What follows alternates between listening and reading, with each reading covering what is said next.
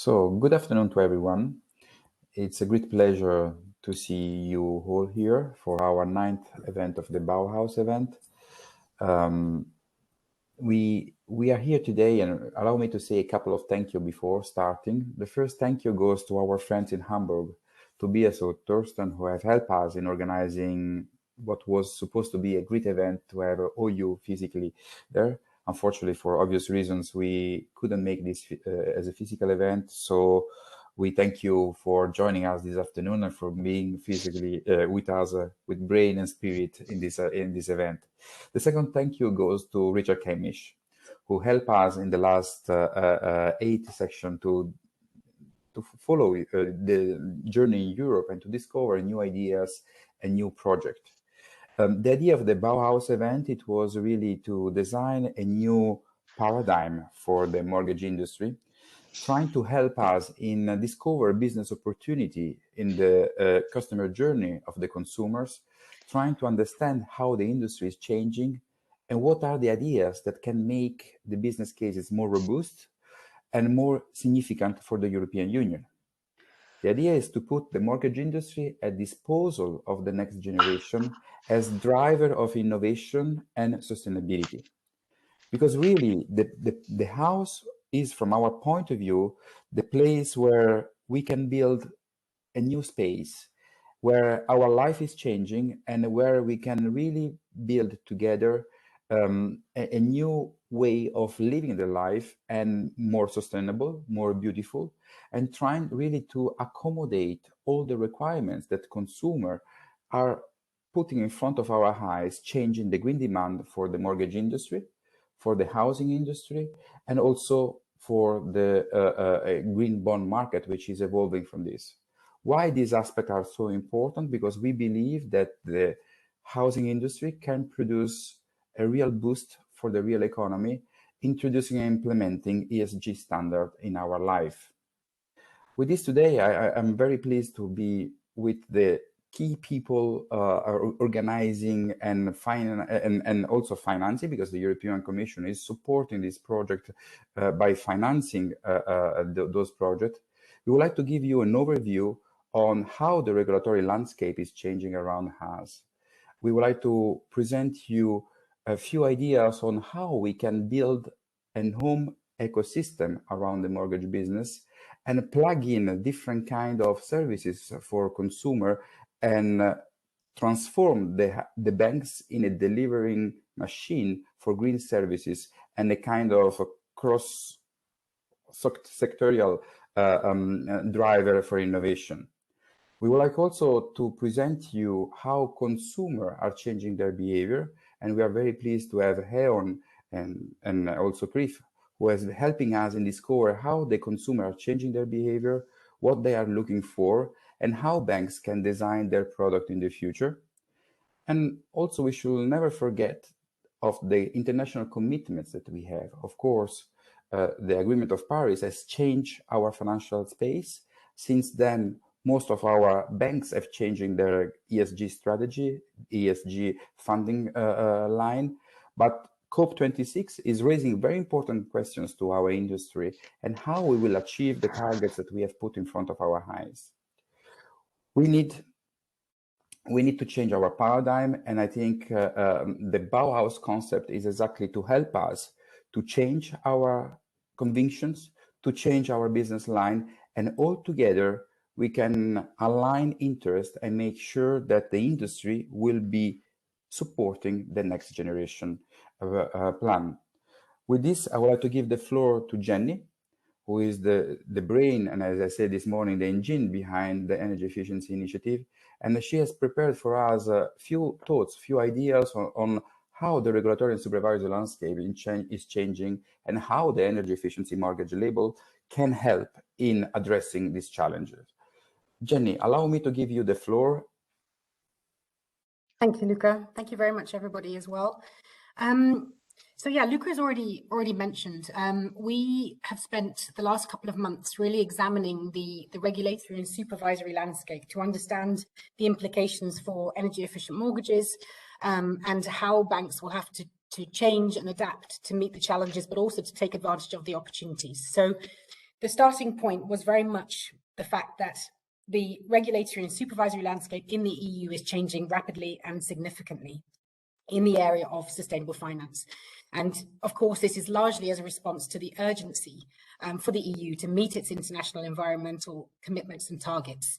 So over the last couple of years, we've seen a raft of binding regulation and voluntary standards, which will fundamentally change the landscape in which banks operate. So as I've said, we'll be seeing serious and perhaps even unprecedented challenges to the overall structure and operations of banks. But also there are opportunities for the banks which are prepared to act upon these changes. So over the next few slides, I'd like to present what is essentially a vast, complex and interconnected landscape for energy efficient mortgages for banks as a whole, and to point to some key conclusions in terms of impact for banks and perhaps what the next steps might be. So Lucina, perhaps you can move to the next slide for me. Thank you. Okay, so the European Commission's Action Plan on Sustainable Finance from 2018 was, of course, the first concrete coordinated development in the area of sustainable finance. At the heart of the action plan and the sustainable finance agenda more generally is, of course, the EU taxonomy, which, and it perhaps almost goes without saying now, establishes a common language for sustainable finance based on a standardized classification and well-aligned benchmarks for what activities and assets can be considered as significantly contributing to environmental objectives. Lucina, next slide. So there are 6 environmental objectives in the EU taxonomy regulation. As we all know, the first 2 are climate change mitigation and climate change adaptation, reflecting the urgency of the climate change challenge and therefore the current priorities of the European and international community. The taxonomy regulation entered into force in July 2020. It was followed a year later by the Delegated Act on the reporting of EU taxonomy alignment, which specifies the information companies will have to disclose on how and to what extent their activities align with the EU taxonomy through technical screening criteria and do no significant harm criteria. These rules are expected to apply from around October 2022, so we're looking at towards the end of next year. Next slide, please, Lucina. So what does this actually mean for banks? What does the taxonomy mean for banks on a general level? Well, this activity level focus and the granularity in reporting it will require represents quite a significant departure from existing ESG reporting practices for most market participants. Until now, these practices are focused primarily on disclosure around companies' performance rather than the eligibility of the activities they're engaged in. And so, again, it almost goes without saying that this will have far-reaching consequences for financial institutions. They're going to have to undertake extensive preparations for implementation and obviously longer-term strategic reviews to ensure, firstly, to decide what kind of alignment they want to achieve, and then to ensure that they can actually deliver on that. So in the short term, financial institutions are looking at significant efforts to, firstly, assess their activities, to identify those which are within scope of the taxonomy and the broader sustainable finance agenda, understand what is required to achieve compliance, identify the data requirements and other requirements actually for each type of activity, and then develop roadmaps, close gaps, plan and basically operationalize the implementation and the next steps. Next slide, please, Lucina, thank you. For energy efficient mortgages specifically, the climate change mitigation and adaptation technical screening criteria for the taxonomy compliance of construction and real estate activities are obviously fundamental because of the intrinsic link between mortgages and real estate. And it's these technical screening criteria which will ultimately determine taxonomy compliance of the underlying mortgage or consumer loan, which is used to finance the acquisition, construction or renovation of buildings, as well as the covered bond or securitization issued to fund these loans. And that's also very important. This is this value chain idea. The high level of ambition in the original version of the technical screening criteria, for example, the reference to EPC-A with regard to the acquisition and ownership criteria were of course of concern to the industry. This reference would have significantly reduced the number of taxonomy eligible assets, undermined the business case and limited market development. So of course, we're very happy to see the revised reference to EPC-A or as an alternative to the 15% vesting class of the building stock. This clearly is a significant step in the right direction. There are, however, a number of remaining questions or areas which require clarification, and many of these are related to the usability of the taxonomy in the context of the underlying financing. And in this case, we're talking obviously about energy efficient mortgages. And the way in which the taxonomy requirements will be interpreted could have serious implications for the eligibility of the underlying energy efficient mortgages.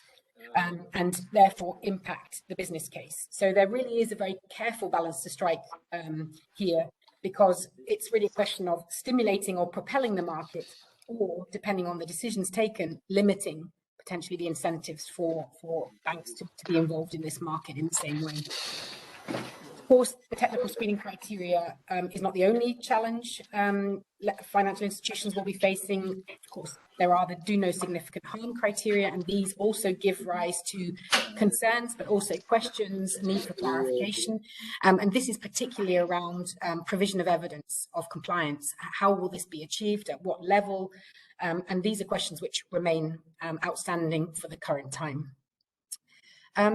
Perhaps you can move to the next slide, please, Lucina. Thank you. What's interesting, of course, is that the taxonomy is not only absolutely fundamental for energy efficient mortgages in and of itself, but of course it will also have significant implications for existing and future pieces of legislation. So here we're talking about the non-financial reporting directive, the sustainable finance disclosure regulation. All in all, these particular disclosure regulations will result in companies, including banks, being subject to greater investor scrutiny on the sustainability of their activities, including, of course, their lending activities. There are also other ongoing EU policy initiatives which will link standards and labels to taxonomy-aligned economic activities. And here we're talking about the EU eco-label criteria for financial products, in which there's a requirement for a certain share of underlying activities invested to be taxonomy aligned. And here too, of course, there's an obvious relevance for energy efficient mortgages, because it's anticipated that criteria could be developed for green mortgages in time. And this means that we will have to be in careful dialogue with the European Commission to ensure appropriate alignment with our energy efficient mortgage label. And finally, on this slide, there is the green asset ratio. And I should perhaps say last but not least on this slide, because of course, the green asset ratio, which has been proposed by the EBA and will be the main KPI to identify institutions' assets, financing activities that are environmentally sustainable according to the EU taxonomy as a percentage of their total eligible exposures, will be absolutely fundamental for banks. And actually, it's been suggested that the green asset ratio, perhaps more than any other disclosure requirement, will be decisive for banks, because nothing determines a bank's strategy more than the composition of its assets. So I think we'll be hearing a lot more about the green asset ratio in the weeks and months to come in the context of energy efficient mortgages. Next slide, please. Thank you, Lucina. And of course, the regulatory agenda does not stop here. There are a number of very relevant initiatives, as listed here on the slide, that are relevant for energy efficient mortgages and the broader value chain, including energy efficient covered bonds or green covered bonds. They speak for themselves to a certain extent, but I would like to highlight in particular the last point on this slide, which is the mandate that has been given to the EBA to assess whether a dedicated prudential treatment of exposures related to assets or activities associated with ESG objectives would be justified as a component of Pillar 1 capital requirements.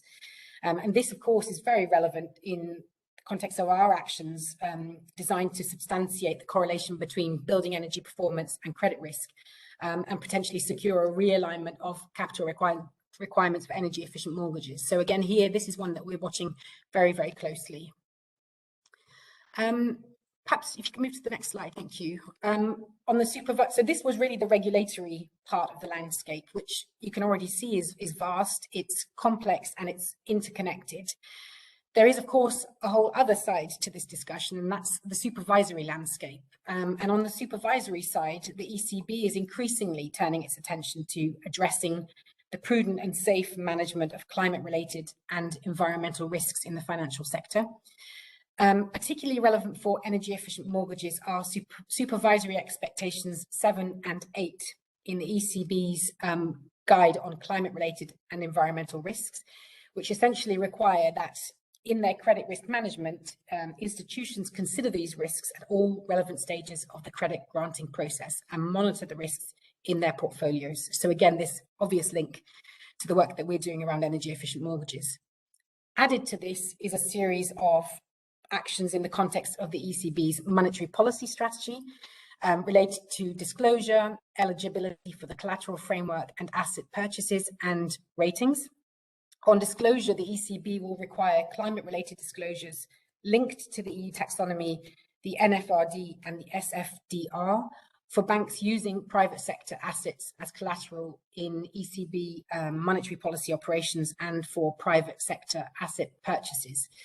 And again, taken together, these actions around disclosure, eligibility and ratings, as I said, will almost without question impact the bond market in years to come. And there's a lot of very, very good analysis out there in the market that explains this in more detail. But essentially, these actions will be impacting the bond market in years to come by putting pressure on non-ESG debt and particularly carbon intensive debt. And it will almost certainly oblige issuers to increase their issuance of green bonds to meet the various requirements and continue to be eligible for the different frameworks and programs, with related implications for underlying assets, energy efficient mortgages. So we're likely to see even more focus on energy efficient mortgages as an integral part of a bank's sustainable finance strategy. Next slide, please, Lucina. And this is really where I wanted to conclude and kind of try to draw some high level takeaways for you. How can we essentially interpret this complex landscape, and what does it mean for banks, and what does it mean for energy efficient mortgages? Well, I hope at least it's become clear from the previous slides that no part of a bank's activities will remain untouched by these policy and legislative initiatives and actions, whether these activities be retail oriented, funding oriented, or supervisory related. However, what we see is that the most significant material impact on banks' activities, also with energy efficient mortgages in mind, are arguably to be found across the three pillars of the supervisory framework. I've put a picture here of the supervisory framework. And so to explain, pillar 1 of the framework, minimum capital requirements, is addressed by the perspective of lower risk weights for energy efficient mortgages or other green assets. So this is really an opportunity. This relates to the EBA mandate that I discussed earlier on. So here, there is a perspective for banks to secure capital relief for this particular type of asset.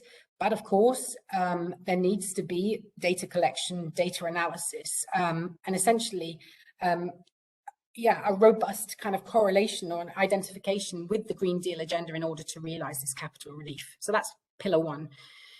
Pillar 2 of the framework, and this is, as I'm sure you all know, supervisory review, is of course addressed by the supervisory expectations of the ECB and central banks on how to manage climate risk. And the ECB guide that I talked about earlier on is the relevant tool here. And depending how climate risk is managed by banks and the subsequent supervisory dialogue that ensues from this, this could translate into SREP measures. In other words, capital add-ons under pillar 2. And this, of course, points to a material risk of additional equity costs. And finally, the final pillar, of course, there is the multitude of climate and ESG risk disclosure requirements, which will materialize through measures under pillar 3 of the framework, which is around market discipline. And these disclosure requirements mean that banks must understand the extent to which they will be confronted with these pillar 3 requirements as regards all current and future measures relating to sustainable finance. So this is a sense of the impacts. Of course, there are, as I already said, impacts across the retail side of the business, the funding side of the business. And actually, in the report that we've written, from which all of this material is taken, we discuss all of those impacts and these impacts in a lot more detail. So I would definitely urge you to read the report and provide us any feedback on it. But I think in a nutshell, what we can say is that these considerations clearly demonstrate how important it is that banks are already taking measures to understand the implications of this complex landscape, and are also taking the necessary steps to prepare and implement actions to align with the agendas as much as possible. There is, of course, and this is my last word here, there is, of course, a difference between knowing you need to do something and being able to do it. And so what we're also working on for the current time is a kind of a guide, a set of guidance and guidelines for banks on how to align to this agenda with energy efficient mortgages in particular in mind.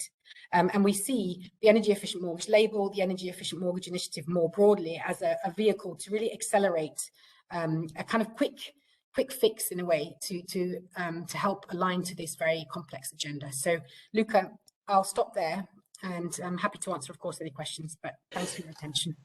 Thank you, Jenny. I think your presentation was very comprehensive and really giving an extent overview of what is changing in front of us.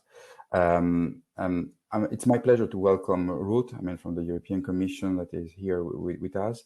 And the idea is really, as Jenny said, we are deeply aware that the landscape is changing completely around us, and banks have to have instruments and ideas on how to implement climate change strategies in their balance sheet. This should be linked to how consumers are changing their behavior, their attitude into the market, and there is one element that can be put at disposal of the market, which is a simple label, an energy efficiency mortgage label that can be the link between financial markets and real life of citizens.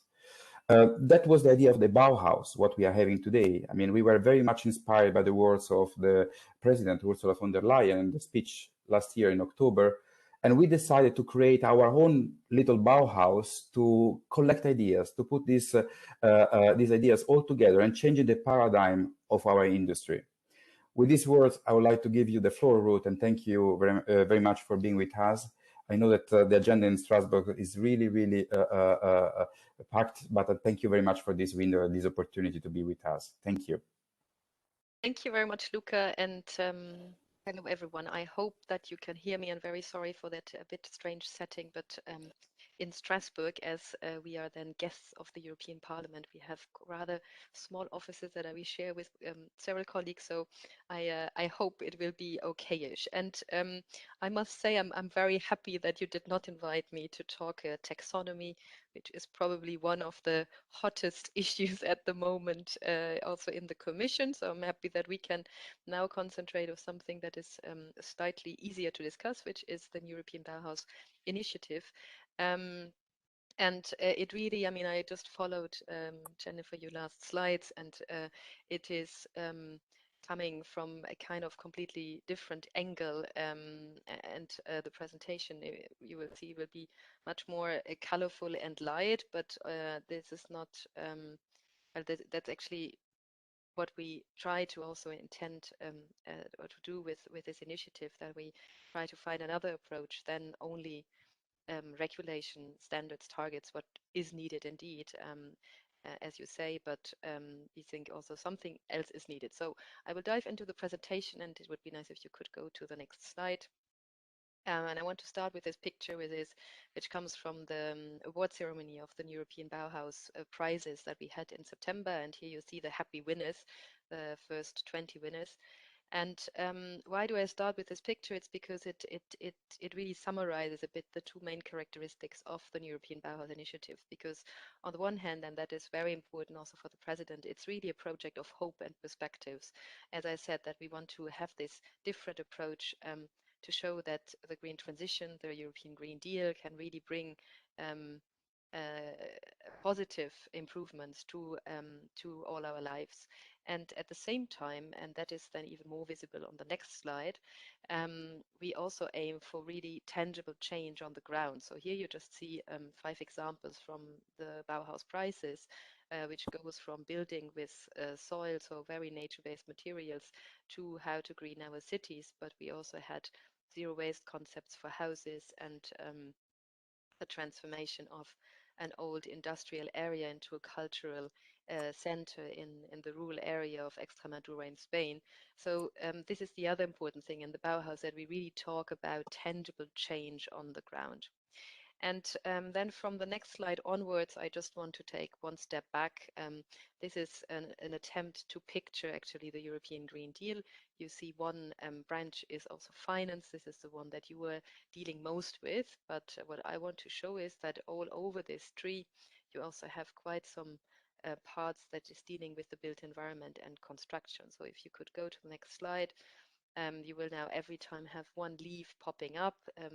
First one is the Circular Economy Action Plan. We have the Renovation Wave, the EU Forest Strategy, which is more on the supply side. Then, of course, the huge Fit for 55 package that we presented in July, where you have several directives, as you know, that are linked to the construction sector. And then, of course, the European Bauhaus. And why is that? And there, indeed, you can even go to the next slide. Thank you very much. There must be one in between. Is that possible? No, it's missing. Okay, then it's missing.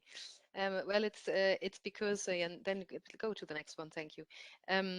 It's because, and you all know that as well, buildings and the built environment are responsible for a huge amount of emissions, around 40% globally, but also, and this I find even more impressive in a way, also for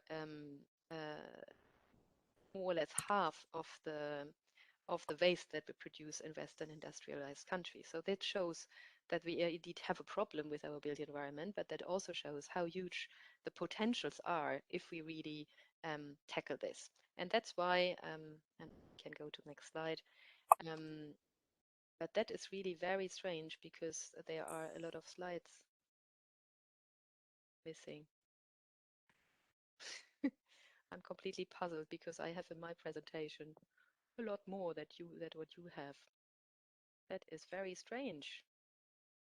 Well, I will deal with what I have, and I might then just resend you the longer presentation that you can maybe share then with the participants. So we had a long co-creation phase that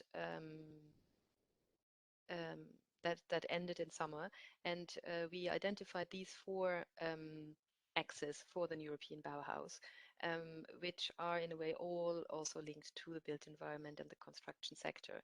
And as you know, probably we also have this guiding star, this triangle, where we find sustainability with inclusion, but also with aesthetics, because this is also a very important part of the Bauhaus, this cultural element, this creative element, to try to get the Green Deal and the transformation closer to the people, also by adding this cultural part of it. And the Commission adopted in September the communication on the European Bauhaus, and there we installed, in a way, this new European Bauhaus lab that I think you have on the next slide, which is where we want to try to develop all the policy actions and all initiatives linked to the European Bauhaus together with the community. We have around over 300 official partners now, and there we will tackle several topics that I hope you see on the next slide. No, I mean, I don't know what happened, but it's really a complete, I don't know what happened there. It's very, very, very strange because this is not at all I had sent to you. Can you go a bit further? Ruth, perhaps you can try to share your screen. Maybe that's easier. I don't know, Lucina, whether you have to give permission or whether it's possible using the share button.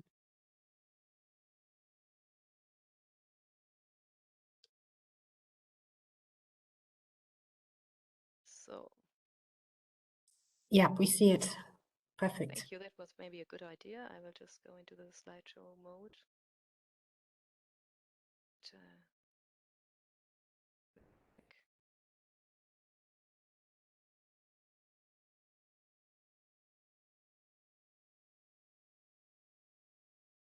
Okay, so that was still the same.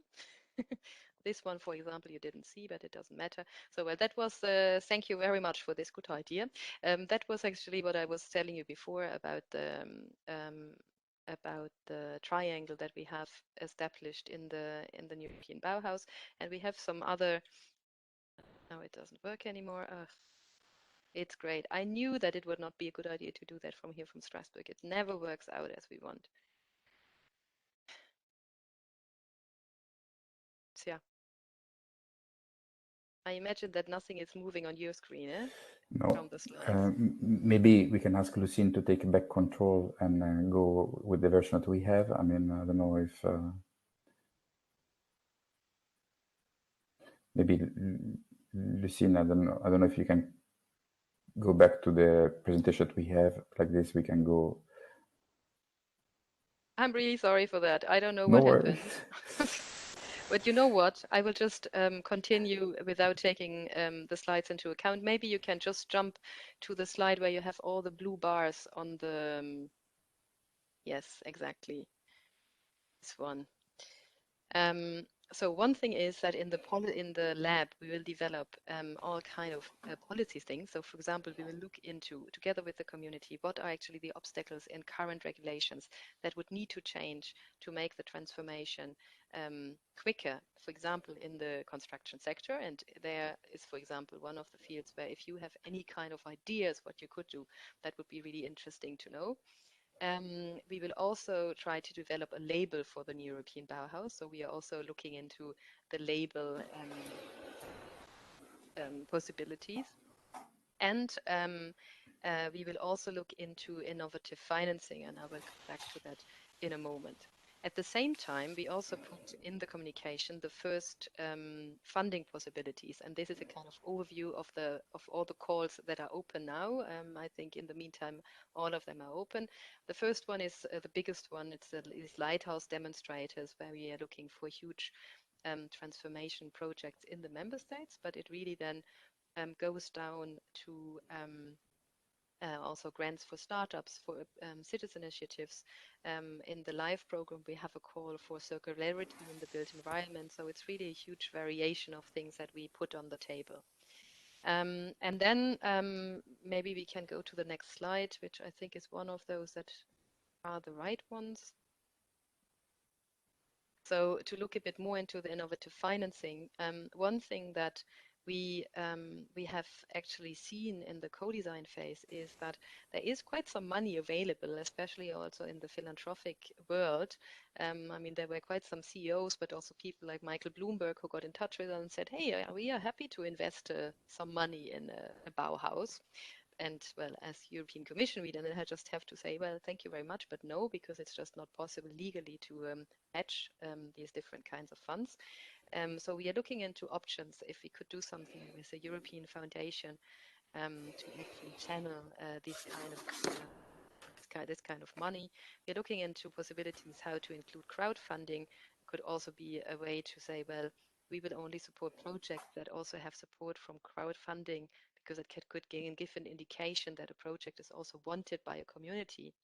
And then, of course, the more general question of public and private financing. And there, I mean, there were the two questions that I had in mind a bit for you as well. What role can the financial actors actually play in this new European Bauhaus? Because it's clear that that we need as well, and especially the progressive people that you are, and to see also how the European Bauhaus can potentially help you in your efforts and what you are doing for a transformation in the well, in the built environment sector, if I can say so broadly, and so also what is needed actually to involve you there, and what kind of support would you need, and where do you see possible synergies between what you are doing and what we are doing in the European Bauhaus. So I'm very sorry for all this mess and for this completely non-professional presentation, but I still think that you got some of the main features of the European Bauhaus, and of course I'm happy to answer questions or also have follow-up discussions afterwards in a bit more how can I say that, a bit more decent setting. Thank you very much. Thank you very much, Ruth, for your ideas, because I mean, what you're bringing here is ideas to build something together, to build a new architecture around our business model. And I think that our banks, but also all our initiative, who is focusing the energy to build a new label for consumer, for investors, and for lenders, is here ready to help. I mean, the message that I can bring on behalf of our community is that we want really to support the next generation package. We are deeply aware of the responsibility of our industry representing 50% of the European GDP. We can drive the change, and we want to drive the change toward the right direction. But allow me to open the floor for questions or comments. Please, to everyone, I don't know if you have comments or questions for Ruth.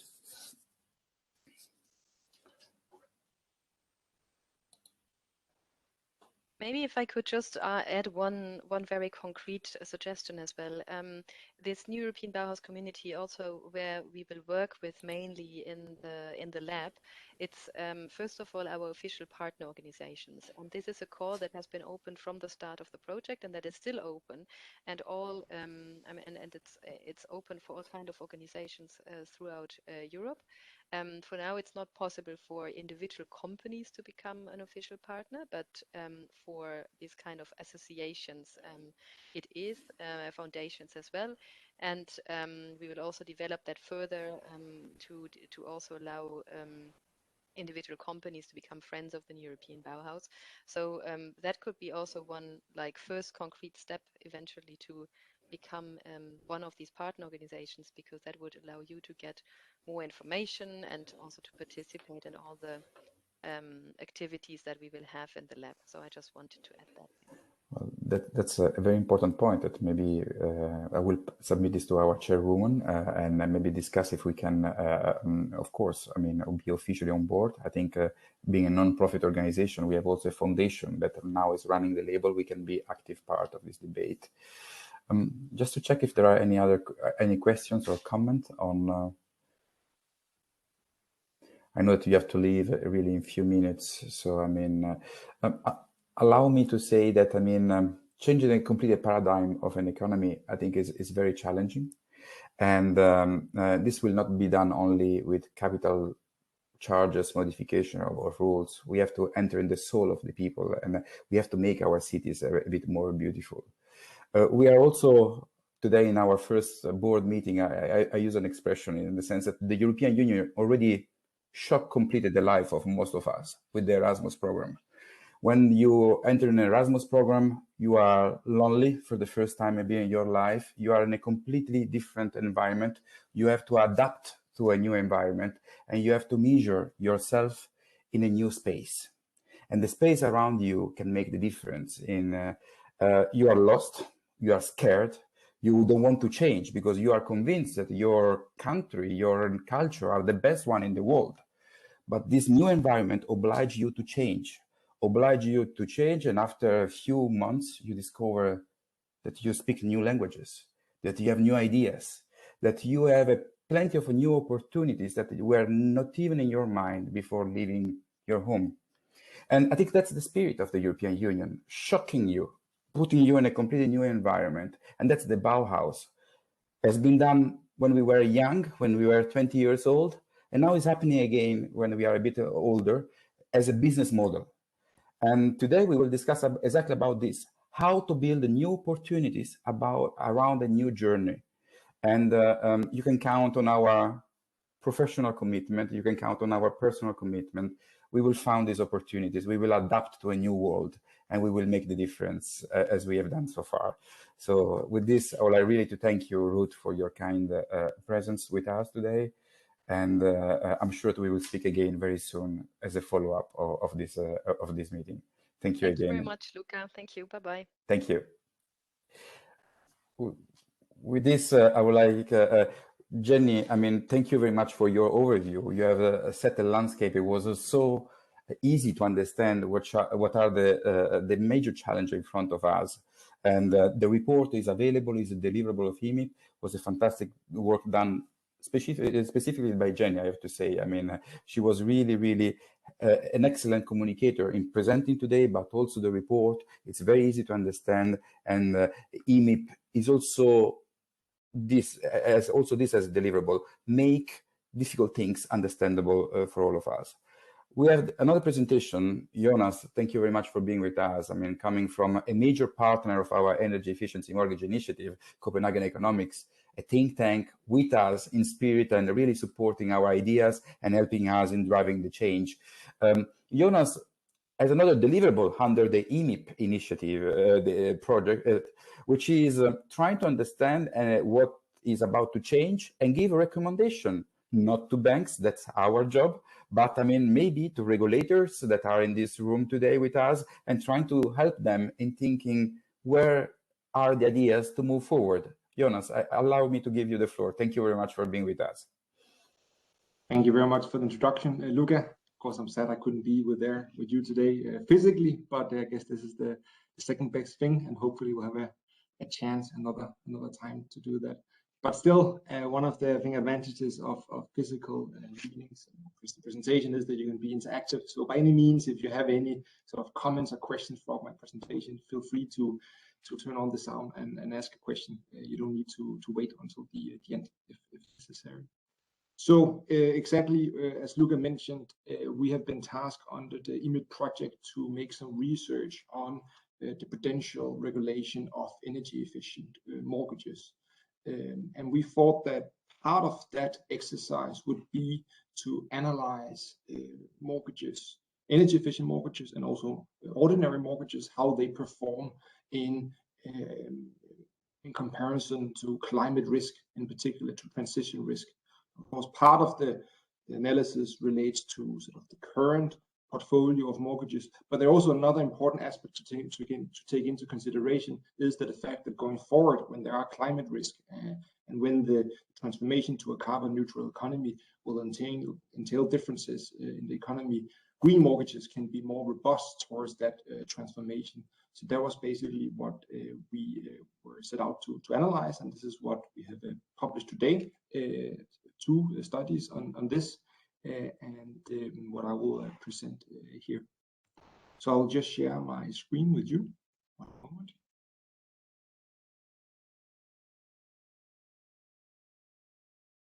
Jonas, apparently some people are having difficulty hearing you. Are you able to get a bit closer to your microphone, or? Yeah. Is it because is it lagging, or is it just bad sound? Sometimes I think it's just the quality of the sound was not great, but that certainly was better for me. So I hope that's better for others as well. All right. I may also try to speak a bit louder. Seconds. But can you see my screen? Yes. Yes. Great. All right. So let me dive into the presentation. So first of all, I will present how to, in general, to analyze climate risk. Then I will using a case analyze how that will impact mortgages and also green mortgages or energy efficient mortgages, and then ultimately I'll discuss potential regulation of energy efficient mortgages based on those results. So let me dive into it. So just so we start all on the same page of what are climate risk and what are transition risk. So basically, when we talk about climate risk, we're talking about 2 types of risk. So we have the physical risk, sort of the risk of flooding, of rising sea level, of hurricanes, all these physical risks that are entailed in climate change, basically. When we talk about prudential regulation, they are not the risk to focus on, because you can have a very efficient home, the most efficient home you can imagine. But for example, if it's next to a river where there is a high risk of river flooding, there can still be large physical risk. So sort of in comparison to, in the case of guiding on prudential regulation, it's really transition risk that we should be looking at. And that's basically what are the risks entailed in the transformation to a greener economy or to a carbon neutral economy. So let me just start sort of very high level. How can one analyze transition risk? So this is a general framework that we use to analyze transition risk. So not necessarily on mortgages. So basically, step 1 is to find out which scenario narrative are you looking at. Are you looking at, for example, the implementation of policies that will drive the economy down to zero emissions by 2050, for example? Then there could be significant transition risk. It could also be that you're looking at current policy scenarios where not much will change. Then there might not be that high transition risk, but then there could be a significant physical risk. So first, sort of, which scenario are you looking at? That's of course important for your analysis. Step 2 would then be to say which kind of policy implications does this scenario have. So are we talking about, for example, a tax on carbon to fulfill the scenario that you have established, or is it a ban of certain energy sources, or sort of which policy implications are you looking at? That's all can be based on public available data. It can be based on scenarios that public authorities like ECB or NGFS are publishing. So that's sort of, we have that already.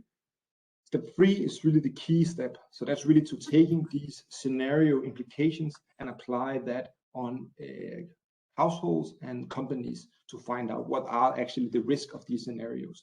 So for example, if there is a tax on CO2, how will that impact business profitability? Or how will that impact finances of households? So that's really sort of the key economic step in an analysis of transition risk. Once you have that analysis, that's kind of the bridge to the regular risk framework that financial institutions and regulators are using. So then you can sort of take that impact, for example, on business profitability, on households' robustness of finance, and estimate probability of default, loss given default risk rate, all these sort of traditional risk matrices that you know. And then ultimately you can find out how that impacts the results that you're looking at. It could be an expected loss calculation, or it could be impact on set 1. So whatever metrics you are looking at.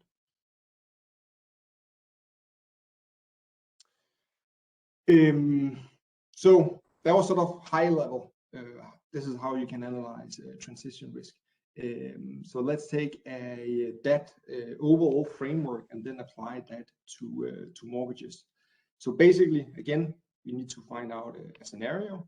Then we need to analyze how that impacts, which implication that has. In this case, it could be energy prices could go up. That would impact the collateral value. So that's sort of the economic impact. Then how does that impact risk matrices? That could, for example, be risk rates. And then finally, what would the result be of that? That could be impact on set1 ratio. And just to illustrate the impact, I'm using here a case of sort of an average EU household, just to illustrate what the impact could be. Of course, that's very portfolio dependent, but that's sort of just to give a sense of which magnitudes of effects that we're talking about. So first of all, what is the scenario that we're looking into? So as you might have seen, ECB recently released a stress test guide on how financial institutions can make a transition risk stress test. And they used a carbon price tool to analyze transition risk. And that's in general quite typical in these transition risk analysis, that you're using carbon price simulation to analyze transition risk. So it doesn't have to mean that you think that there will be actually a carbon price. It can entail sort of many kinds of risk, but it's just a way to analyze different risks. So it can, of course, encapsulate actual taxes on carbon emission. It can also be a way to sort of encapsulate more indirect cost of carbon emission. It can be a quota system, expansion of the ETS, for example, in EU, as you see currently with the Fit for 55. It can also be subsidies to low emission technologies that increases the relative cost of high emitting technologies. So in that sense, a carbon price tool is sort of very used in analyzing transition risk, and that's also what we'll be using here. And then we analyzed a CO2 price increase of $250, which is quite higher than what the ECB is looking at in their stress test. I think they only look at a $100 CO2 price increase. So this is a quite significant scenario that we put into the model. Mentioned, you need to then find out what is the implications for households, and here for energy prices. So we basically take the average energy mix in EU, and we couple it with the carbon intensities of the different emission factors that there are. sort of get a feeling of how much would energy prices increase with such a carbon price. Here you could also take into consideration that in general, due to green transition, then different energy prices will increase going forward. So even, for example, in Sweden, where there is not that many fossil fuel-based heating, there could still be a higher demand for renewable energy that sort of will increase the prices of electricity and therefore of power-driven heating. So even if there are no fossil fuels in your heating energy mix, there could still be a significant transition risk. And in this, in particular scenario, you find out that there is an increase in energy prices of 5 euros per kilowatt hour. That would then mean that collateral values would be impacted. So we know, and I'll show you in a moment, that the stronger, the higher energy prices there is, the more costly it is to live in a home, and therefore the lower price a given consumer is willing to pay for building. So if you just take sort of the theoretical impact in this case we have here, we would find that in this carbon price scenario, the average house would decline with around 6,600 euros. So that would be the impact of this transition risk scenario. So that would basically be like the sort of nominal value of climate risk in this case. However, we also know empirically that consumers, they tend not to price in the benefits of energy efficiency completely. So we did a study 5 years ago showing how much housing prices increase as you increase the energy efficiency, and we found out that energy or that house prices increase with around 5,000 to 10,000 euros per notch you increase the energy efficiency. If we couple that with how much the energy bill declines with higher energy efficiency, we can find out that consumers, they price in sort of 60% of a higher cost of energy prices.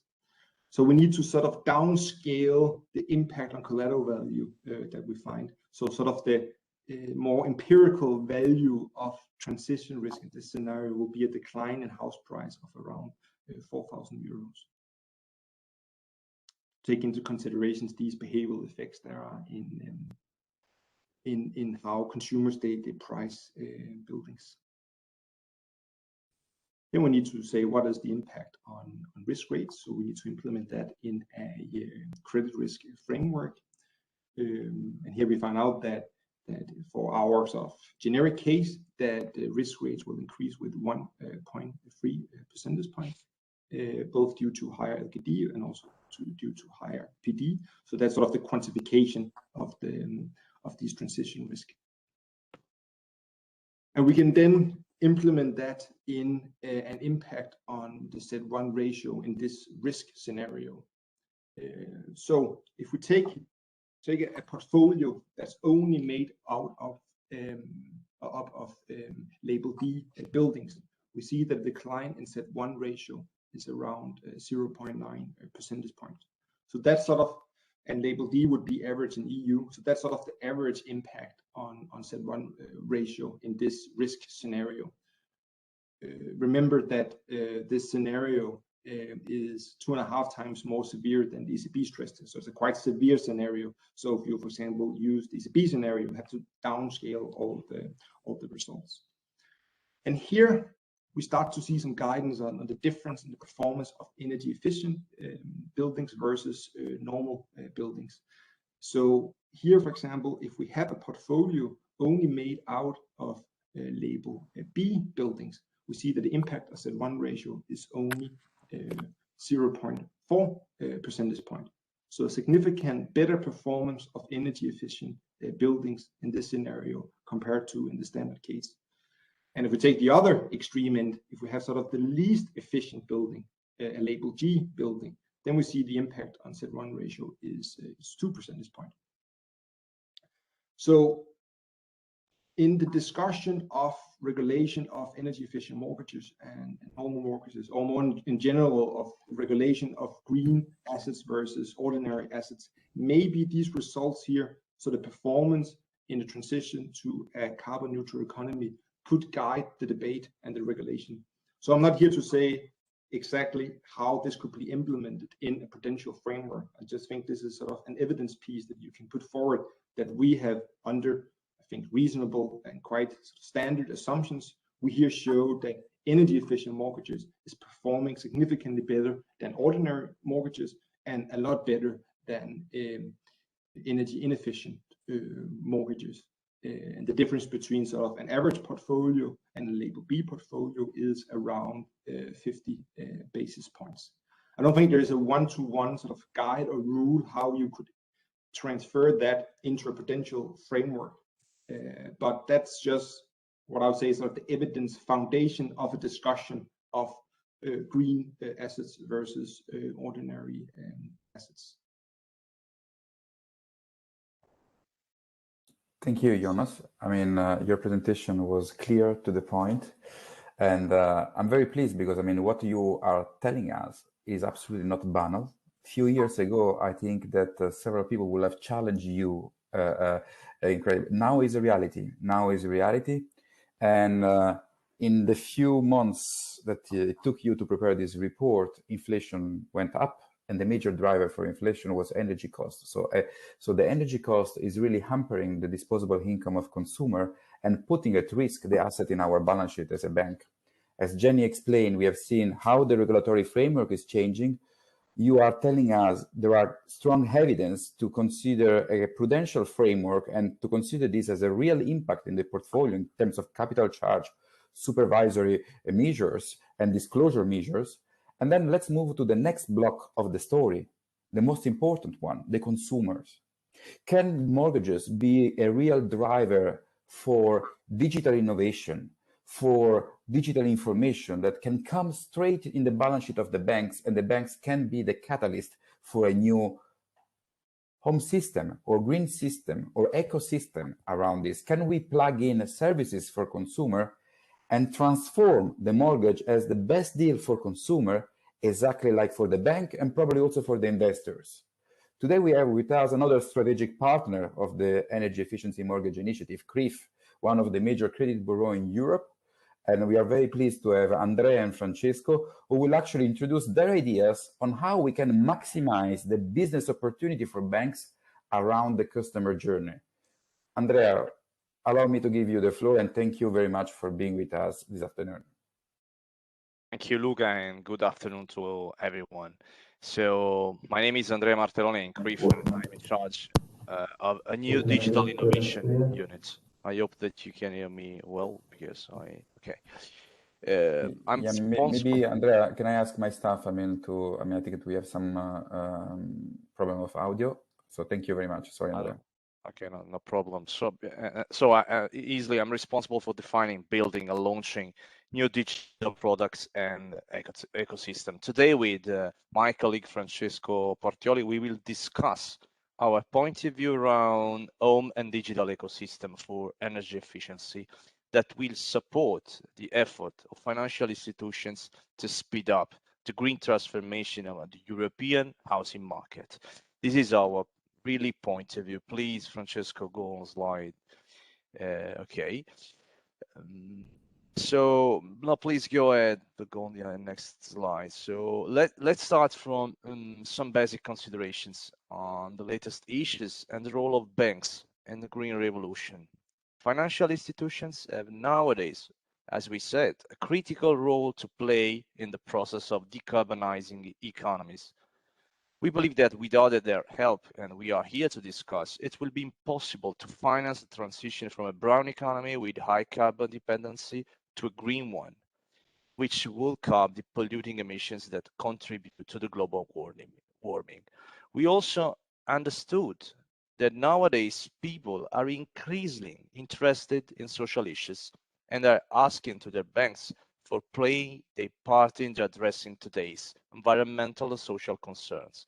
We firmly believe that a home and digital ecosystem around green efficiency can support this central role of banks to be an acting enabler of the green transformation, as Luca, you mentioned earlier. considering the economic relevance of the European housing market. Moreover, home and digital ecosystem, as we can see later in some cases, can boost banks' intimacy with their customers while increasing at the same time revenues and green efficiency as well, thanks to the offering of an ecosystem of non-financial green services offered by a set of qualified and green partners. Last but not least, through the interactions with digital platform, it will be possible to enlarge the set of personal and ESG data acquired from the customer to enhance the overall banking credit worthiness assessment process. These are all the aspects that are very relevant for us that we wish to discuss today. Please go on next slide. I hope that this visual representation show clearly what happened during last years. The customer journey around home ecosystem is no longer as linear as it used to be in the past. It moved from a linear path to more complex and demanding relationship model from customers. They're asking for a more holistic answer to their needs and wants based on behaviors that are more complex nowadays, and banks are not always in the position to address these needs, proposing the right products and services at the right times. Customers, in fact, are expecting to be supported along the entire home living journey, not only during the key financial moments, as the request for a green mortgage, for example. More and more banks worldwide, as we can see in the next slides, are seeing this changing in the customer expectation as a way to boost their relevance on the home purchase and owning customer journey by building an ecosystem of companies, services, and products digitally enabled. This slides for us is very important because if we start to understand better our customer needs, we can understand how banks could be more relevant for them. So because they expect they are hyper connected nowadays. We believe in social networks. Obviously, price is always relevant, but it's fundamental, also to consider experiential needs. If we go on the next slide, please. In this slide, as you can see, really worldwide, we try to collect some of the best practice from financial institutions that, thanks to strategic partnership with other companies, so like fintech, proptech, insurances, utilities, and service providers, and so on, are able to better manage the key moments of truth along the entire living customer journey, addressing the deepest needs and wants of customers thanks to an ecosystem of integrated non-financial services. We have found, for example, the possibility to search a new house or financial educational contents, the development of digital marketplace of services, or the possibility to pay plumbers or electricians directly on the mobile app. This, I believe, demonstrates the fact that financial institutions are clearly moving from digital enhanced mortgage and lending journey with a focus on the two core phases of discovery and finance to the owning and sell phase and go back again on this post-pandemic period to the renewal phase, especially thanks also to boost, as for example in Italy, where I came from, given to financial and tax benefits. These slides, I believe, that demonstrate the fact that along the entire, if we see the journey, the entire journey, we can extract value, we can be more relevant for our customers. Please go on the next slide. We also developed, just to simplify our concept, a high-level use case to explain better how we can imagine an ideal customer journey around home living, here synthesized by a fictitious customer persona, in order to highlight the main traits of a potential client. You can currently see how the banks are usually able to act in just a few phases of this long journey, while all the others remain untouched, uncovered, and instead it could bring many opportunities if exploited properly. In the case of the fictional Jane Walker, for example, she can find additional services along the interaction with her bank, spanning from family insurance coverage to IoT home devices and installation services, from a network professional who help her into the relocation into her new house or to renew it when will be the right moment, discovering all the benefits of an energy requalification, as we discussed it before. This simple example for us clearly show how relevant could become a bank for the customer and how it could be possible to effectively support really the green transformation journey. Please on the next slides. As I said, at CRIF, we are building an home living ecosystem platform to exploit all the opportunities discussed to the two main lines. The first is providing a fully customizable digital platform where customers can meet their needs and wants thanks to an offer of products, services, and contents provided by banks, CRIF, or selected partners. Why not? Not directly by bank clients. Providing also that information, technology, design know-how, and ability to put them together, orchestrating partners and value-added services in a one-stop shop logic where customers will satisfy their needs thanks to a smart, innovative, and customer-centric approach. Thanks to that, a bank will speed up the implementation of this new platform business model, offering to the customer complete answer, not only supporting their client on green financing need, but also helping them to effectively sustain their transition to a new green reality. Please on the next slides. This is my last, and basically thanks to our value-added services and network of reliable partners, we can create together a sort of major like a digital warehouse with a series of products, services, and contents that can be assembled, personalized, and delivered through various channels and touch points according to the specific needs of customers.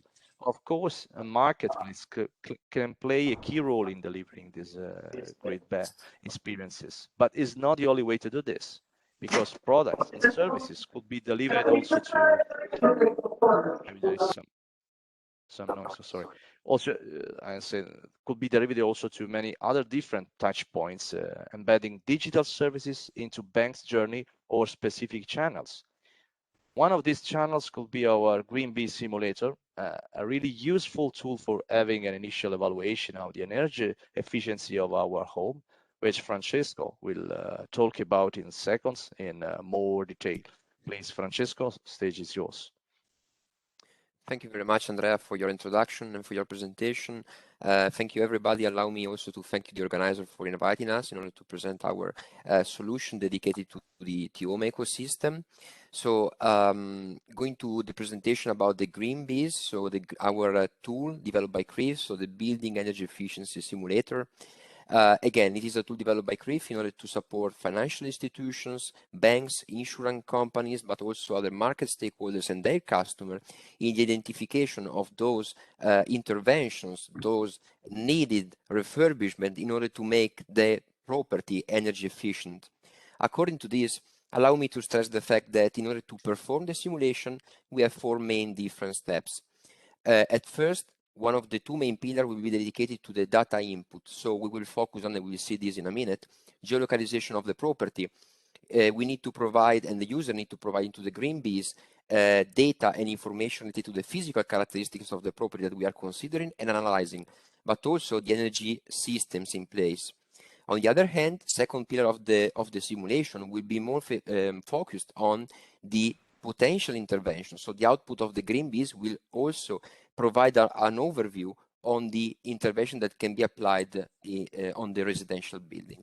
So moving to the next slide, allow me to go through the first step of the simulation, that is to say the geolocalization of the property. So first of all, we need to identify where the property is located, and it is very I would say also the Greenbees is very user-friendly because you have on the right-hand side, as you can see, a search bar where you can provide the exact position of the property. So after having geolocalized the property, it is important to feed the existing algorithm and the Greenbees algorithm with more information and information related to the characteristics of the property. For example, what kind of property are we talking about and are we considering? Is it a flat? Is it a detached house? Is it a semi-detached house? Or in case of, for example, a flat located into a condominium, are we talking about a property located at the ground floor? Are we talking about a property located in the intermediate floor or at the top floor? At the same time, it is very important to also identify the property in terms of year of constructions. So this is one of the options that the Greenbees required to be provided into the algorithm. Moving forward with the third step of the simulation, so after having geolocalized the property, after having provided an overview of the physical characteristics, then it is necessary also to feed the algorithm with information related to the energy services in place. So first of all, the heating system. What kind of heating system is in place? It is an autonomous system. It is, for example, centralized in case of condominiums. The type of energy source.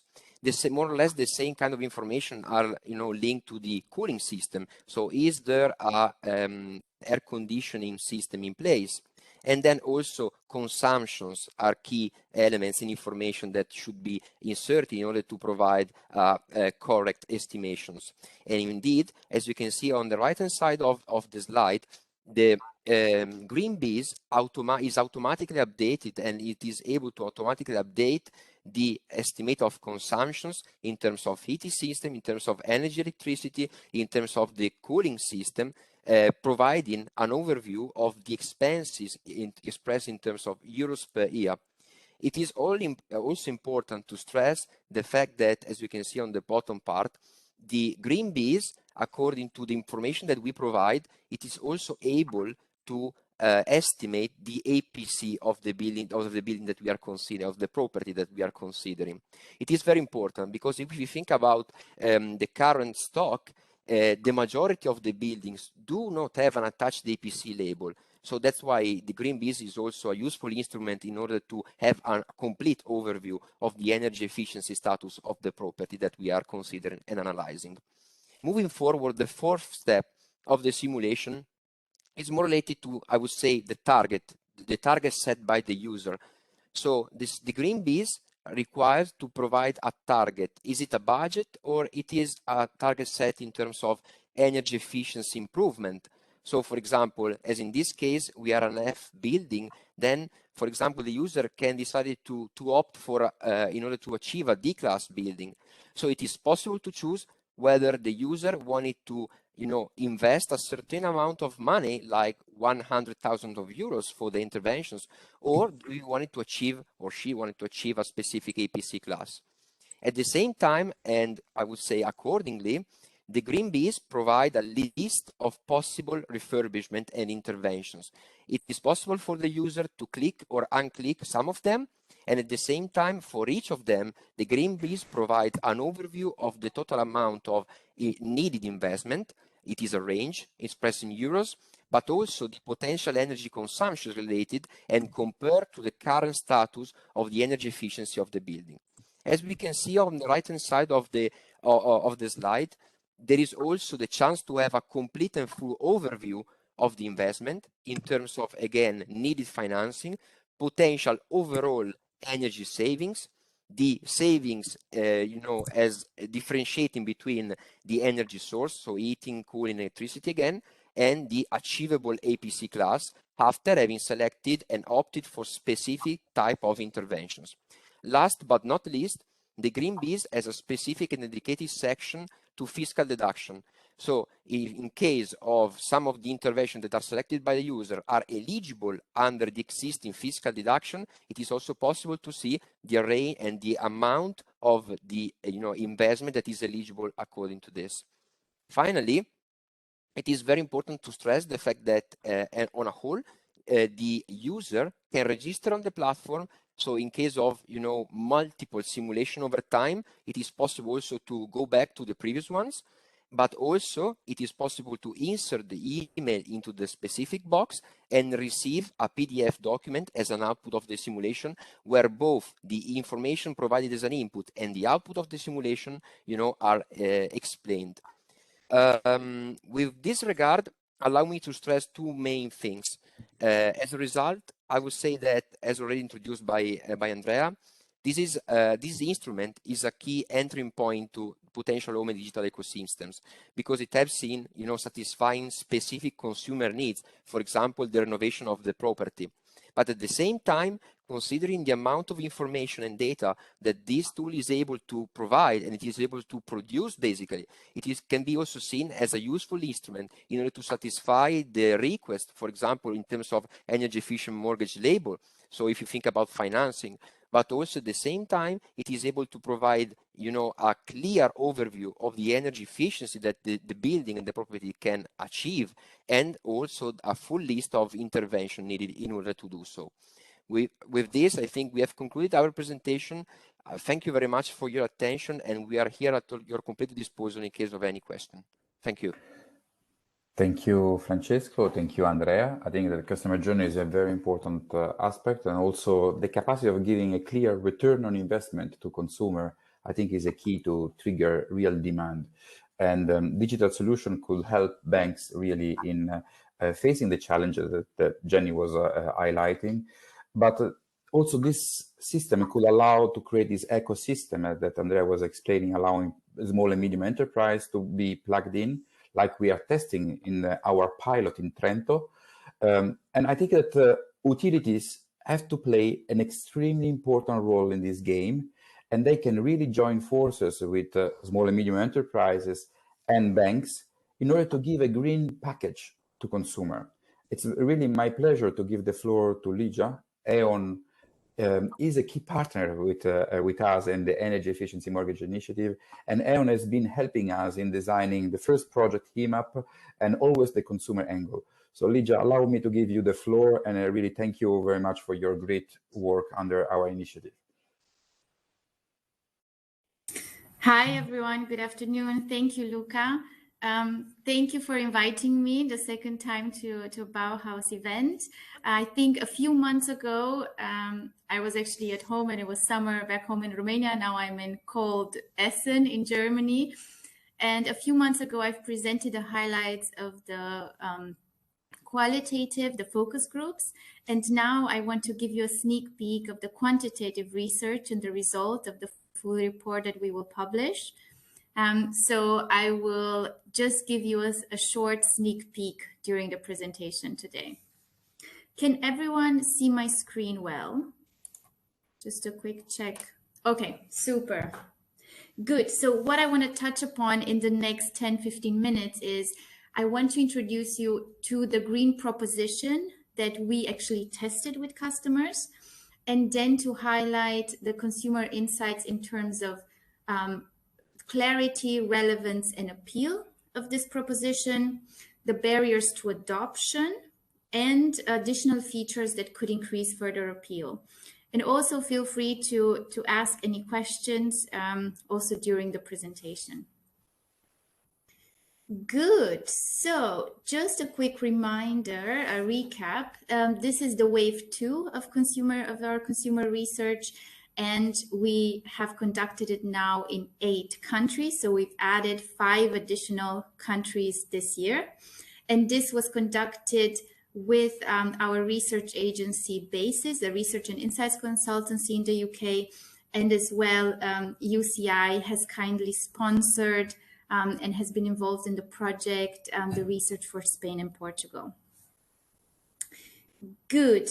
What I also want to highlight is about the sample. So in each market, we roughly had 500 respondents, and we wanted to make sure of 2 things. One is that the respondents have either taken out a mortgage in the last 2 years, or they consider to do so. So they're quite familiar with the financial and mortgage market. And also that they have a home, a house that is detached or semi-detached, so that they have the ability to make energy efficiency improvements and also add solar panels, heat pumps, etc. to their homes. Good. That being said, after we've done in the qualitative stage, we've actually had the luxury over 2 hours to test 3 different propositions with customers.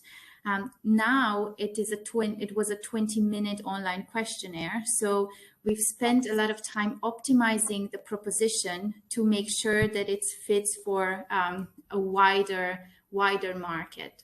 So maybe just briefly, this is the screen that the survey taker was seeing in each market. So I just briefly read it. So the green mortgage is a new product that rewards customers whose homes are energy efficient.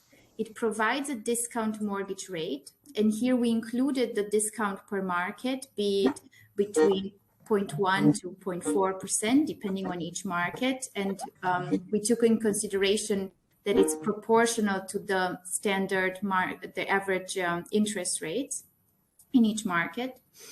And what we said here is also to qualify for the mortgage, your home needs an energy efficiency rating of A or B. In case your energy efficiency rating is below that, you can make your home more energy efficient in 2 ways.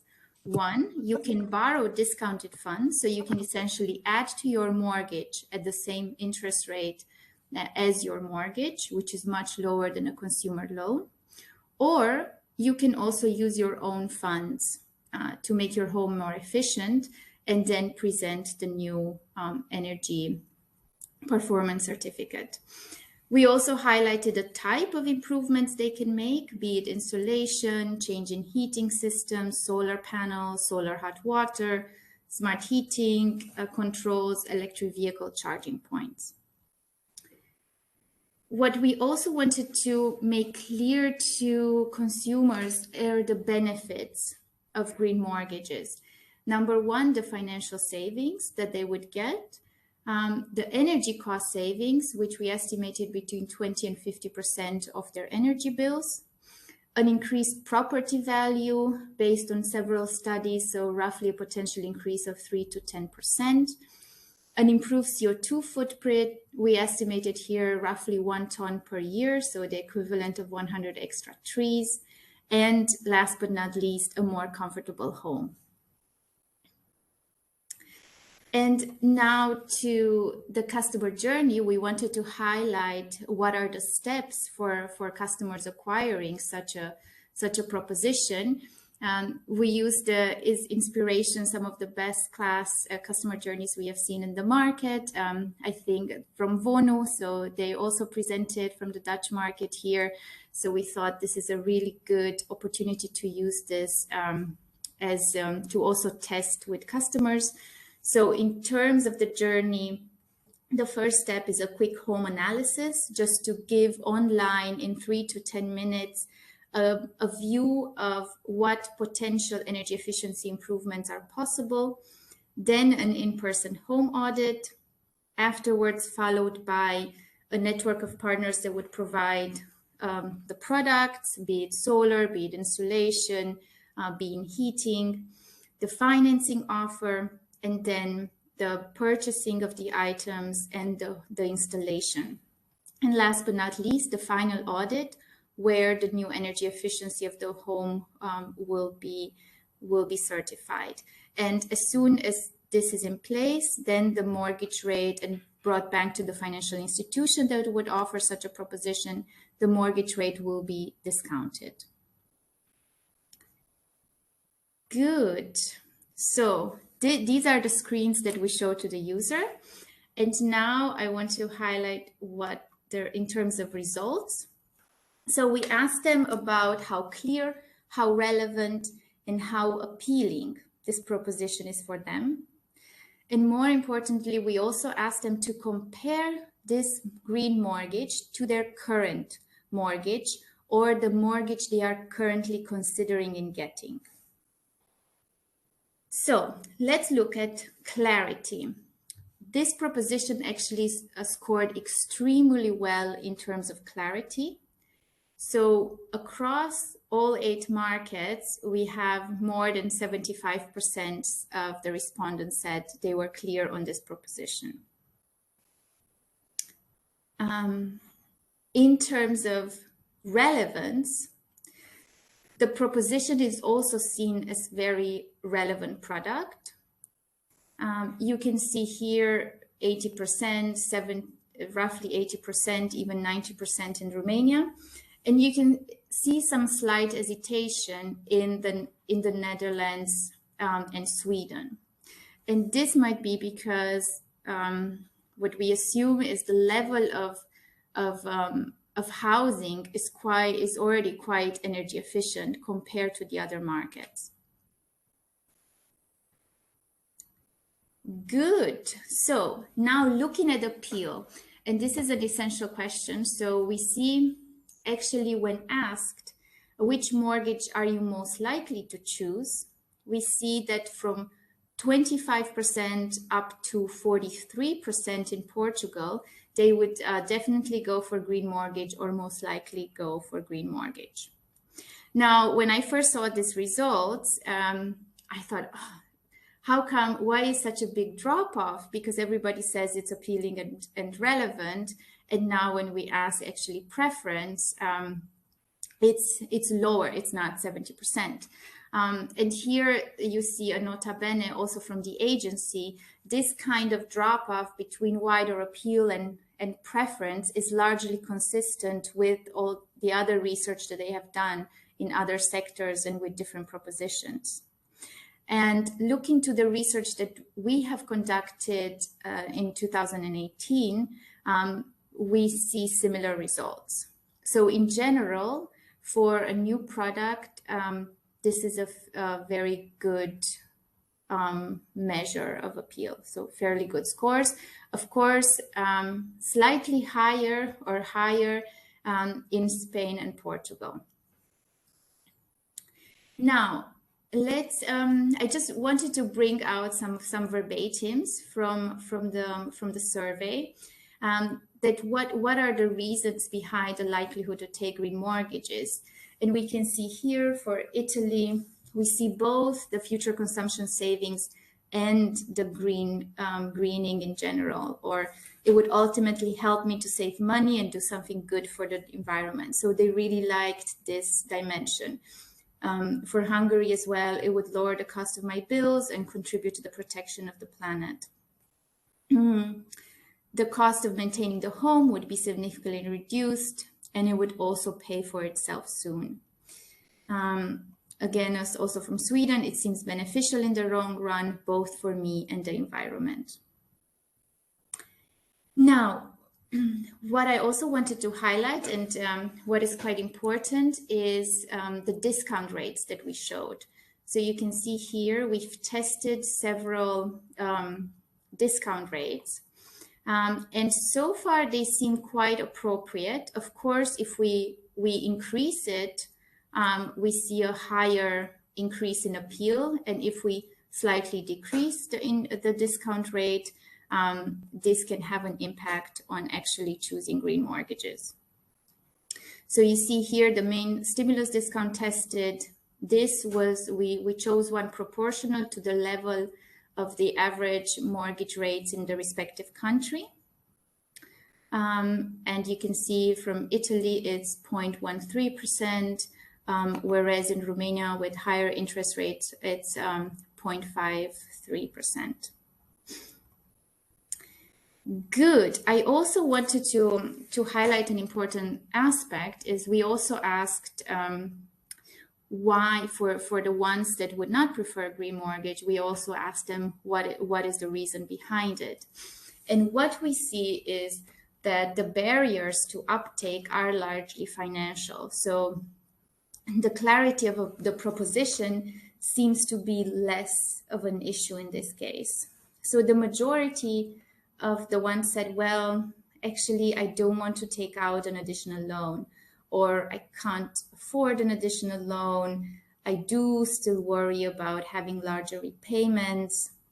I worry about being tied into a certain provider, and also worry about not being able to pay back the loan. Then comes maybe the part that it seems a bit too complicated, although this was only 14% as well. it is in a sense a more complex proposition, because all these items have to be selected and installed, and it takes time to install them, and finding the right installers is always a challenge. So these worries also come from the consumer side. So I also wanted to highlight here a few of the verbatims in terms of the barriers. So some say the process seems too complicated and costly, or I prefer to determine myself when I make the improvements. So suggesting that they might want to take a longer time to do the improvements one by one. And here, yeah, we don't want to pick up additional loan, or I think that I feel comfortable and safe with my current mortgage, or from Germany was too complicated. So just taking out some verbatims, but more or less the key detractor was here the actual additional loan to take on top. Now, just briefly, some highlights of what we also looked into, drivers of appeal. And taking these, each of it in turn, I'm just going to show you here the top 3 benefits that consumers identify, and the top 3 product features that they would like to have that might drive appeal even further. So when it comes to messages to communicate, the 3 most appealing attributes we see all across the markets is bringing down the cost of my energy bills. And on number 2, for example, for Italy, they like that it can be combined to super bonus on other tax programs, or for Sweden and Spain, that it increases the value of my property. Then we see the warmer, more comfortable home as being an important feature. And also the environmental benefits. If we look at the additional features, we've offered a whole range, and for the top 3, when really pushed to select the most appealing benefit, innovative payment solutions and flexible loan conditions do strike a chord across more markets. So this came also especially from Spain and Portugal, from UCI, to add this feature with, I can use my energy bill savings to finance all or part of the energy improvements. This in 5 markets is on number 1, and the rest of the markets on number 2. No mortgage application fees seem to be an important thing also for the Netherlands. And they also like the flexibility that up to 50% of the loan can use to finance other improvements, not only energy efficiency. Good. So I think that was the very quick sneak peek. The report is much longer, and it goes into details and is roughly 100 pages long. But I wanted to select some key ones. Thank you very much, Ligia. I think that I'm sure that few marketing departments have been looking to your presentation very carefully. As general information, all the material will be available on the Bauhaus website. I mean, the presentation, we will ask the participants to share this over there, like the video of this call. But also be aware that all these presentations are reports of the EEMI project. So the reports are available on the project website, and you can ask for it once it will be available. And we are more than happy to put you directly in contact with the authors. Ligia, I mean, and E.ON, who did a fantastic work in highlighting these takeaways from the different markets around Europe. We really hope that the selection also of the market correspond to the different families in terms of mortgage market we see around Europe, and can give you really a sense of what is happening from the consumer side. Last but not least, I would first of all thank you again, Ligia, for being with us. I would like to welcome Danae. I mean, I think the big discussion for the ESG people is what happened in Glasgow. What is this window of Glasgow? We have seen different articles, different takeaways. Someone is a bit excited, someone is a bit very disappointed. I mean, you have just wrote a very interesting piece of information on the OMFIF website. First of all, welcome and thank you for being with us. You are an established member of our advisory council and a esteemed participation in our discussions. Can I ask you to take the floor and give us a sense of what happened in Glasgow? Thank you for being with us. Thank you, Luca. It's very good to be with you all, and sorry I couldn't be here from the beginning, but very interesting last presentation, Ligia, so I look forward to catching up with it and looking at the slides when they're available. Really interesting insights there. Yeah, I thought maybe I'd share a little bit about kind of what it was like in Glasgow, and I'm also happy to have a discussion about it. But the first thing to say is we couldn't really have taken it for granted that it would even happen. It was a summit that was postponed by a year, and the fact that so many people were able to join physically was really important, because there was a lot of discussion about it being postponed again, or there were a lot of hurdles in terms of would developing economy participants be able to join. It was chaotic to an extent, as you would expect in a pandemic year. We had to take tests, etc., and long queues to join inside. That gave the perception that the access was not very equal, and that this perception that a lot of participants went in, that there was inequalities between the way that emerging and developed countries were treated as part of the COP process, that didn't help. But overall, it was possible that, and a lot of leaders were there, which is quite a difference from previous COPs.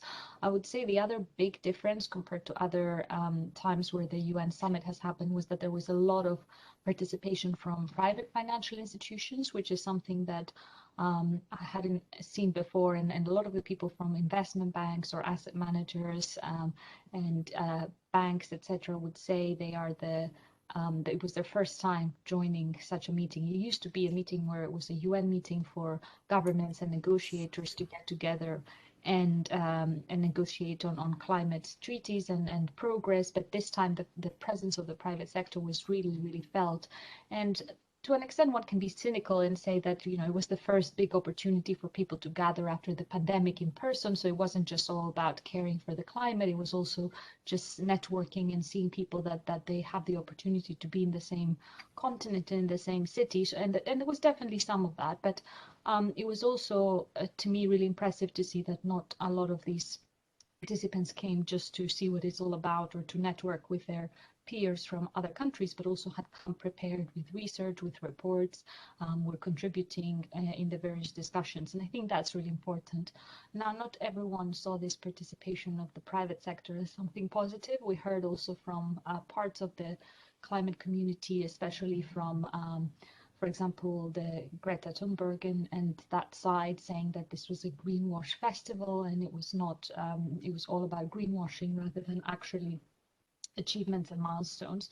And I think that the truth lies somewhere in the middle, because when we look at was COP26 a success or a failure, the answer really depends on what question we're asking. Is it a success or a failure, depending judged based on what we were expecting it to achieve? Then I would say it was a success, because the expectations were really low, and we actually saw a lot of improvements and progress in many areas, and I'll go into that.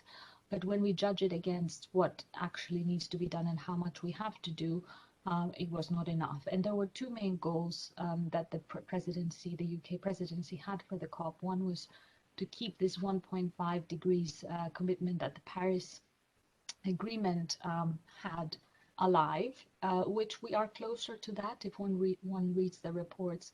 The International Energy Agency, for example, just before Glasgow had published a report that said that with the pledges before Glasgow, we were on course for 2.1 degrees.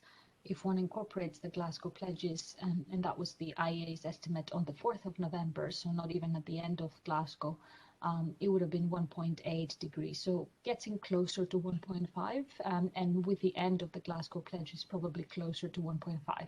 But the difficulty is how to ensure that the pledges are actually materialize into policies, because it's policies that get you to the outcome, not pledges. But still, that gives us a very important basis on which to judge and to hold those who have made those pledges to account, because now there is a lot of detail around this. On the private financial sector side, there was a lot of, I'm sure you read about the Glasgow Financial Alliance for Net Zero, GFANZ, which started very small in April, and Mark Carney, former governor of the Bank of England, managed to get together $130 trillion assets under management institutions together for GFANZ by the end of Glasgow. So this is a huge achievement, that there is a lot of capital that is pledging to align with net zero and to manage its huge levels of assets in a more sustainable way. The question now is, how does that happen? What kind of strategies are followed? Is it investing in more sustainable asset classes and green real estate, maybe one of that? Is it by divesting entirely from sectors that harm the climate? Is it by engaging with fossil fuel industries to help them to transition into more sustainable direction? So there will be a lot of work now in the coming year up to the road to COP27 in Sharm el-Sheikh in Egypt to see how these pledges can be held and made into reality. The other priority of the presidency was the slogan of cars, cash, coals and trees, to have agreements on these areas, and also the breakthroughs on different technological areas, including transport and steel, etc. And we saw a lot of alliances coming together on all of these areas. There was the Pact on Deforestation, there was the Powering Past Coal Alliance, increasing its members. There were agreements on methane, etc. Now, not all of these were as impressive when one looks under the surface as they were when the announcements were made by the UK presidency. So some of the voices that are worried about greenwashing and being too optimistic about the outcomes of Glasgow are correct, but we shouldn't take that progress for granted. So it's very important that we saw all of this momentum and all of these agreements take place. But it was really obvious when one was there, this gap between the optimism from the policymakers and the private sector of, look, we're getting so much done, it's so difficult to completely reset the financial and economic system, but we are moving in that direction.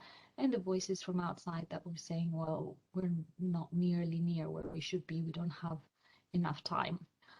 The other thing I would highlight as important is also the shift in the narrative and the development story of emerging and developing economies, whereas in the past, in previous COPs, what we had seen was this narrative being that this is something that is not our responsibility, that we also need to have the chance to develop economically and to grow and to prioritize our economic growth in the same way that the West has, without caring about the environment.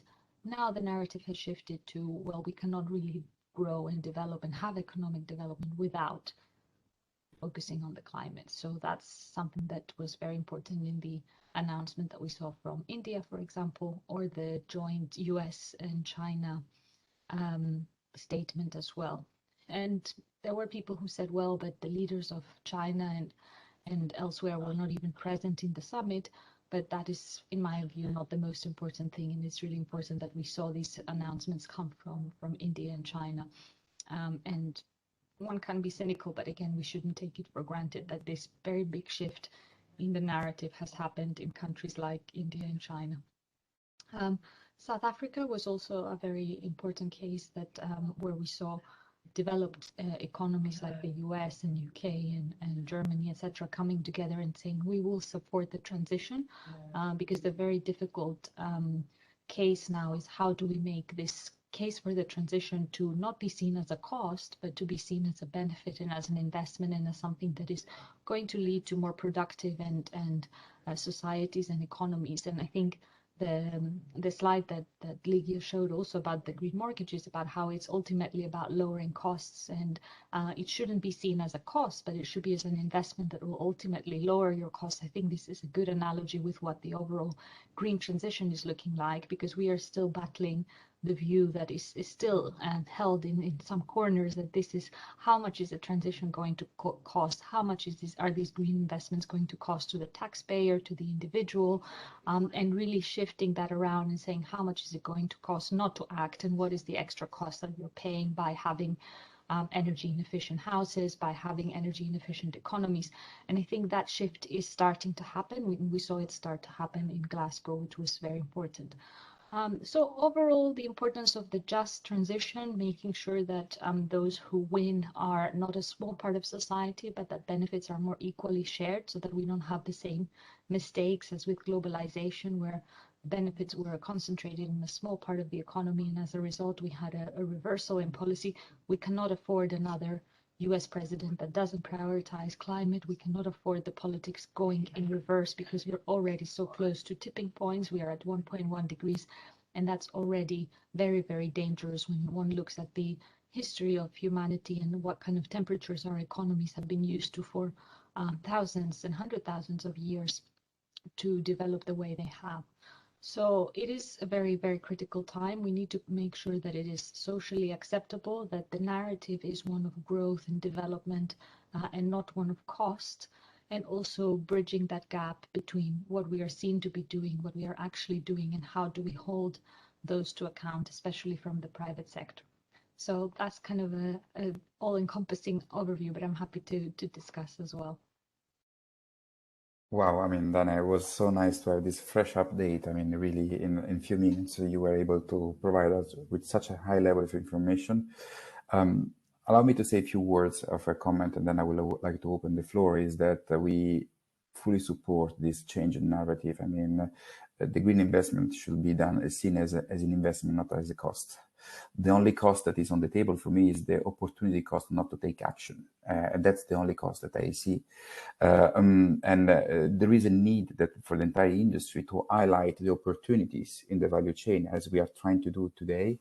Allow me also to say that this morning we had the first energy efficiency mortgage label, where we tried really to move the industry all together to see opportunities for the fragile part of our economy, because we have to look at energy efficiency together with the COVID recovery, where we have to pay attention to the fragile part of our society, and also try to combine public intervention with market intervention, where is needed to have more subsidies, where is needed to have more capital markets entering. What are the due diligence for investors? What are the due diligence, the compliance due diligence we have to all to do as a supervisory authority, as investors, and also trying to be very practical on the ground, what has to be fixed. For example, we have to have access to EPC data. Energy performance certification are vital for our industry to have access. We cannot afford that only the 9% of the residential market has an EPC. We cannot afford to have regions not replying to the demands of the banks to have access to this data because of fake GDPR problems. So we need to put in place a system, a macro system, which will help us to work all together, looking at opportunities and moving on the narrative. And also, I think what you said is very important. We should not fix European problems. We have here, it should be a global a framework. I mean, as we said, Europe has only 7% of the global population.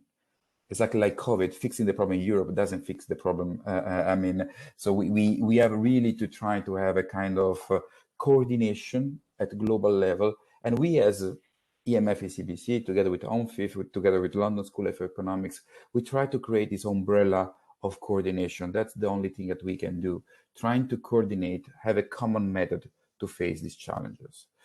With this, I would like to open for a few minutes. Maybe just if I can just to respond to what you said, the last point about kind of the global side of the problem, because I mentioned a little bit the clash between the developed and the developing economies. And I think one of the other strong elements that came out of it was also the focus on not just mitigating climate change, because that's something that we have to do anyway, the kind of keeping to 1.5 degrees, but also even in the best case scenario of 1.5 degrees, we will see huge changes, especially in emerging and developing economies. And we're starting to see that in Europe as well. I mean, this past year, look at the headlines. We've had the floods in Germany, the fires in Greece and Turkey.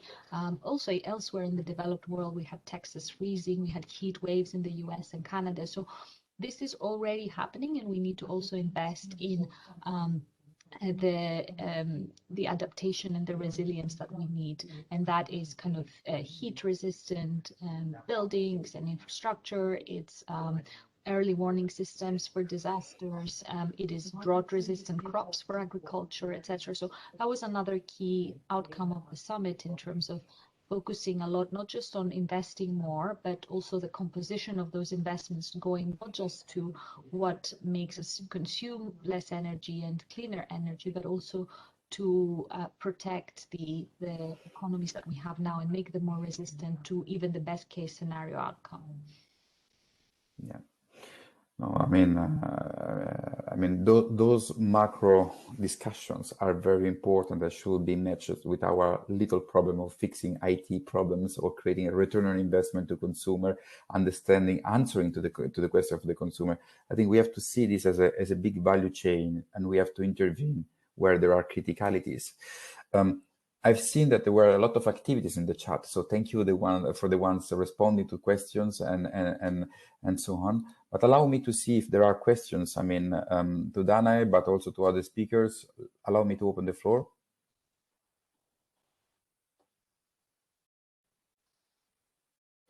Anyhow, we will publish, as I said, all the presentation and the video in the Bauhaus webpage. So, it will be available to all of you. And please refer to that website to extract the information. We really hope that we give you in these 2 hours some new information, some new ideas, some new maybe business idea, or you will go back to your constituency with a better picture of what's going on.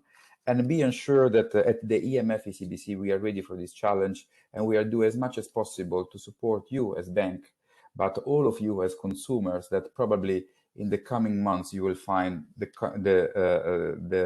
product you are looking for in the bank next to you. That's I think the major challenge that we have to address as a community. With this, I would like to thank all the speakers really for their great presentation, to the point, fresh, really nice to have this kind of updates. And we invite you, be ready, because we will invite you for the next Bauhaus as soon as we are ready, hopefully in person. I still want to go back to Hamburg to have all of you physically in Germany, but we are ready to go everywhere in Europe, and why not at the global level, where we can discuss and make our topic even more relevant and find solution altogether. Thank you all. Keep safe, and see you soon, and enjoy your afternoon or your morning. Thank you again. See you soon. Thank you. Bye. Thank you. Bye. Thank you. Bye. Bye-bye. Thank you.